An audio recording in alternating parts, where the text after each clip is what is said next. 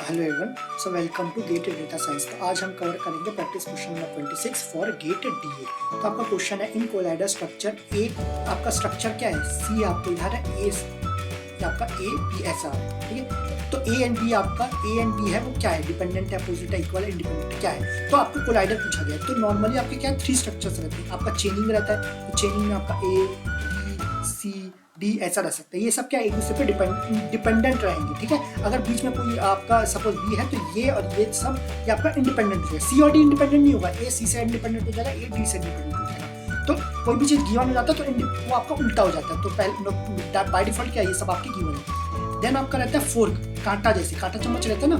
तो ये आपका सपोज ये आपका बी है, ये ए है, ये सी है। तो ए और सी क्या है? डिपेंडेंट है बाय डिफॉल्ट।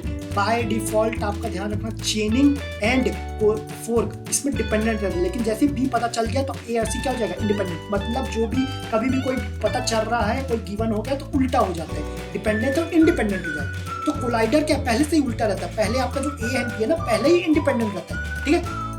यू शेप बन रहा है ना, तो ये उल्टा रहता है, पहले से ही इंडिपेंडेंट रहता है। तो नॉर्मली पूछा गया, कोई ऐसा बोला कि सी गिवन है, नहीं बोला तो क्या जाएगा?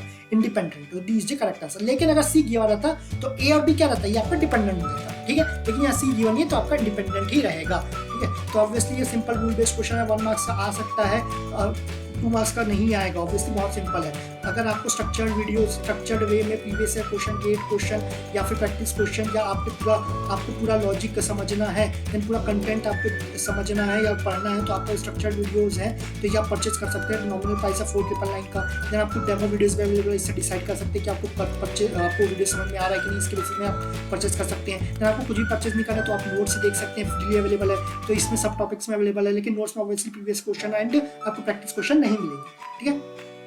बट नोट्स में ऐसा हो सकता है कि कुछ टॉपिक आपको समझ में ना आए, वो ऑब्वियसली नोट्स में अच्छे से नहीं समझा पाते, तो वीडियोस में प्रॉपर्ली एक्सप्लेन किया गया। देन आपको टेस्ट सीरीज भी अवेलेबल है, फ्रीली अवेलेबल है, फ्री टेस्ट सीरीज अवेलेबल है। इससे आपको पता चल जाएगा कि आप कहाँ स्टार्ट कर रहे हैं, आपका प्रिपरेशन क्या है।